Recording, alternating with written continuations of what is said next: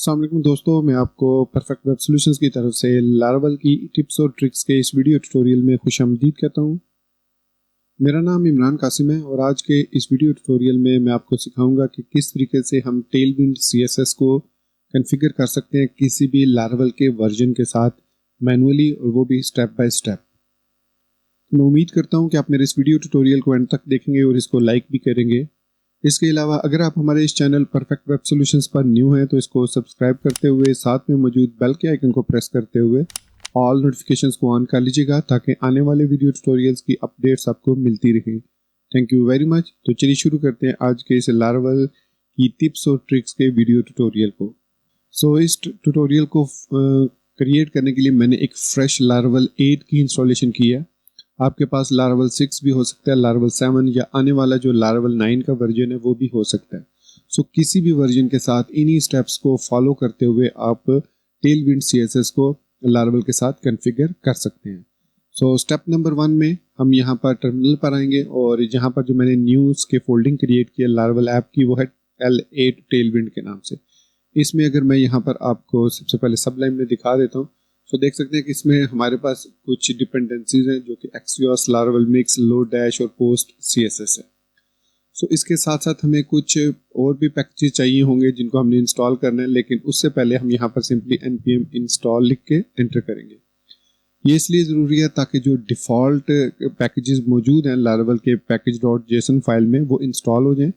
उसके बाद हम टेलविंड सीएसएस को इंस्टॉल करेंगे और उसके साथ हम ऑटो प्रीफिक्सर जो इसके साथ इंस्टॉल होता है, जो कि यूज़ होता है टेलविंड सीएसएस को प्रीफिक्स लगाने के लिए, वो साथ लगाएंगे।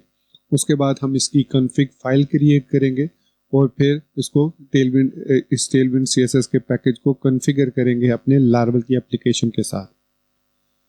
यहाँ पर ये npm इंस्टॉल कुछ देर लेगा, तो मैं यहाँ पर इस वीडियो को पॉज करता हूँ और जैसे ही ये इंस्टॉलेशन कंप्लीट होती है मैं फिर वापस आता हूँ।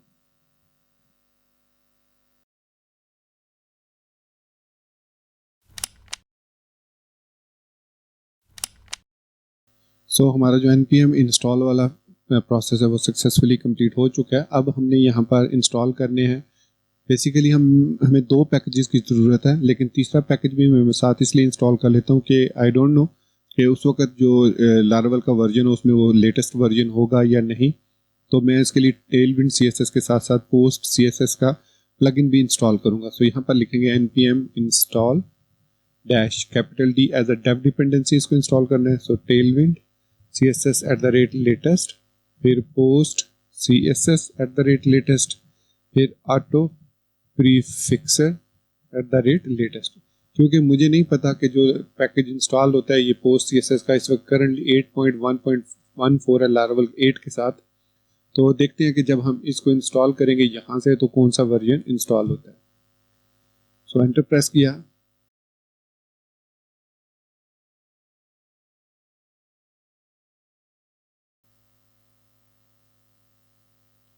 आप यहाँ पर देख सकते हैं कि इसने जो लेटेस्ट वर्जन है पोस्ट सीएसएस का 8.2.5 इंस्टॉल किया। इससे प्रीवियस अगर आप देखें तो हमारे पास ओल्ड वर्जन था। ओके, अब इसके बाद हमने नेक्स्ट स्टेप में हमें यहाँ पर एक कॉन्फ़िग फाइल चाहिए। कॉन्फ़िग फाइल को क्रिएट करने के लिए यहाँ पर मैं एक न्यू स्क्रिप्ट ऐड कर लेता हूँ। टॉप पर ऐड कर लेते हैं। यहाँ पर इसको क्या लेता हूँ मैं इनिट। ये इनिट क्या करेगा, यहाँ पर हमें टेल विंड सीएसएस को इनिट करके दे देगा। ये सिंपली हमने एक स्क्रिप्ट ऐड किया अपना, और उसके बाद यहाँ पर टर्मिनल पर मैं आके npm रन इनिट करूँगा। इनिट किया। ये अब हमें एक टेलविंड सीएसएस की config file tailwind.config.js file create करके देगा।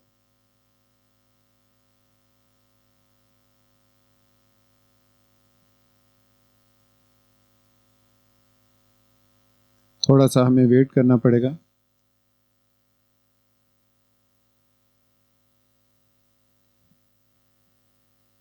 तो यहाँ पर आप देख सकते हैं कि इसने हमें tailwind.config.js फाइल क्रिएट करके दे दी। अब इसमें थोड़ी सी हमें चेंजेस करनी है। वो चेंजेस ये करनी है कि हमें सबसे पहले इसके अंदर यहाँ पर पर्ज करना है फाइल्स को। मतलब जो CSS हम यूज़ करेंगे सिर्फ वही CSS जो लाइव होगी वही जो प्रोडक्शन में हमारे पास जाएगी, जो तमाम की तमाम CSS क्लासेस हैं वो नहीं जाएंगी। ये बहुत ज़रूरी है। इसके बारे में मैं अपनी टेलविंड CSS के क्रैश कोर्स में बता चुका हूँ, और उसके अलावा मैंने टेलविंड CSS का जो कस्टमाइजेशन का क्रैश कोर्स बनाया था उसमें ये चीज़ मैंने एक्सप्लेन की है। तो यहाँ पर्ज के अंदर हमने लिखना है ./resources, क्योंकि हमारे पास जो फ्रंट एंड है वो सारा रिसोर्सेज के अंदर है। सो resources/static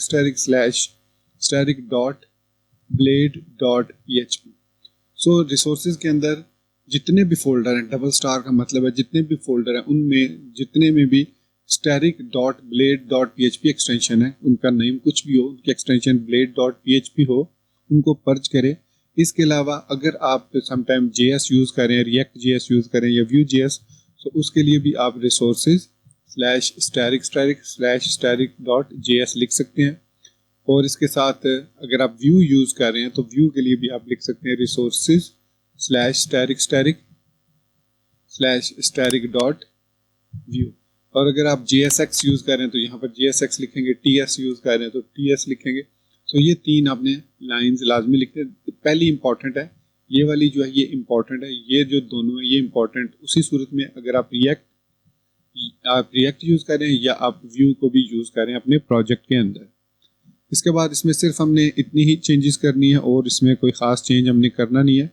और नेक्स्ट स्टेप में अब हमने कॉन्फ़िगर करना है अपने इसे webpack.mix.js फाइल को। सो इसमें हम आएंगे और यहाँ पर हमें सबसे पहले टेलविंड CSS को इंपोर्ट करना है, बल्कि रिक्वायर करना है। तो वो हम इस पोस्ट CSS का जो कोड है जो mix.js के साथ है, पोस्ट CSS, इसमें यहाँ पर कमेंट वाली लाइन में लिखेंगे रिक्वायर टेलविंड CSS। अब इतना लिखने से क्या होगा कि ये टेलविंड CSS के जो पैकेज हमने भी इंस्टॉल किया उसको ऑटोमेटिकली रिक्वायर करेगा, और उसकी जो डिफ़ॉल्ट कॉन्फ़िगरेशन फाइल है उसको एग्जीक्यूट करेगा, और उसके बाद हमें यहाँ पर एक बिल्ड बनाकर उसकी दे देगा app.css के फोल्डर में।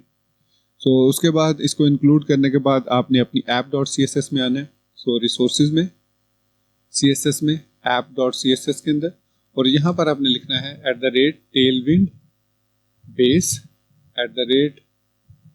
@tailwind components @tailwind utilities। सो ये तीन लाइनें आपने सिर्फ लिखनी है app.css के अंदर, ताकि हमारे पास प्रॉपरली स्कैफोल्डिंग जनरेट हो जाए। उसके बाद जितनी भी आपने कस्टमाइजेशन वगैरह करनी है वो डेफिनेटली आप यहाँ पर करेंगे। कंपोनेंट्स के नीचे जो भी क्लासेस वगैरह ऐड करनी है, ये मैं अपनी टेलविंड CSS की क्रैश कोर्स और इसके अलावा टेलविंड CSS की जो कस्टमाइजेशन का क्रैश कोर्स है उन दोनों में ये चीज़ें मैं ऑलरेडी एक्सप्लेन कर चुका हूँ। अगर आपने ये सीखनी है कि टेलविंड CSS को कैसे यूज़ करते हैं तो वो आप मेरे क्रैश कोर्स दोनों एक दफ़ा देख लीजिए। इसके बाद अब हमने नेक्स्ट क्या करना है कि अपना जो हमारे पास लेआउट होता है वो बेसिकली व्यूज़ के अंदर यहाँ पर क्रिएट होता है। तो चूँकि अभी हमने वो स्कैफोल्डिंग वगैरह क्रिएट नहीं की हुई है तो मैं यहीं पर welcome.blade.php के अंदर इसको यूज़ कर लेता हूँ।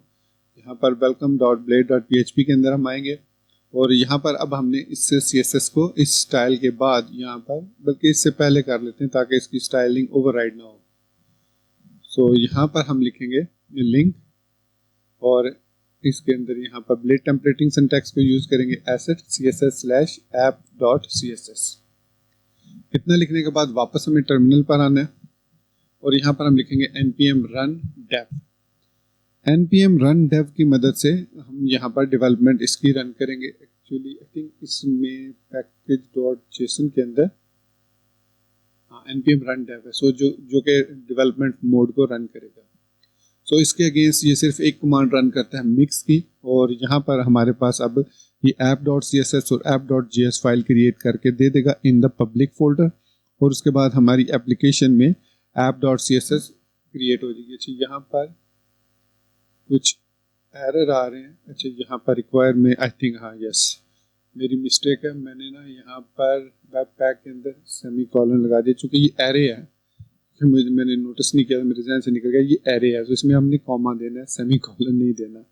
यार हम दोबारा एक दफ़ा लिखेंगे npm run dev। सो अब ये प्रोसेस कंप्लीट होगा और प्रोसेस कंप्लीट होने के बाद हमारे पास app.css जो है वो जनरेट होके आ जाएगी इनसाइड पब्लिक फोल्डर, और फिर हम उस app.css को कहीं पर भी यूज़ कर सकते हैं अपने प्रोजेक्ट के अंदर।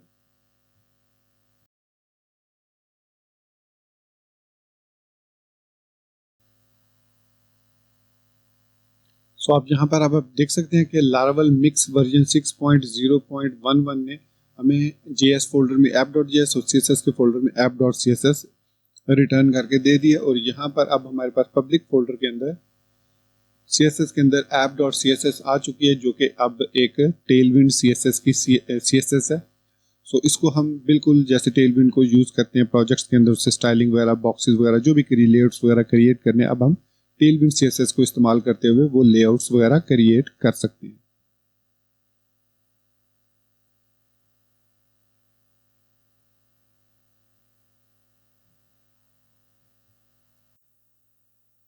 सो हम पेज को रीलोड करते हैं और देखते हैं इसमें क्या चेंजेस आई हैं। सो थोड़ा सा चेंज नजर आया। अब मैं व्यू पेज सोर्स में जाता हूँ और यहाँ पर app.css को ओपन करता हूँ। तो यहाँ पर आप देख सकते हैं कि टेलविंड CSS वर्जन 2.0.3 हमारे पास जो इस वक्त लेटेस्ट वर्जन है वो इंस्टॉल हो चुका है। तो दोस्तों ये था हमारा आज का लारावल की टिप्स और ट्रिक्स का वीडियो ट्यूटोरियल, जिसमें हमने टेलविंड CSS को कॉन्फ़िगर करना सीखा manually step by step with any version of Laravel.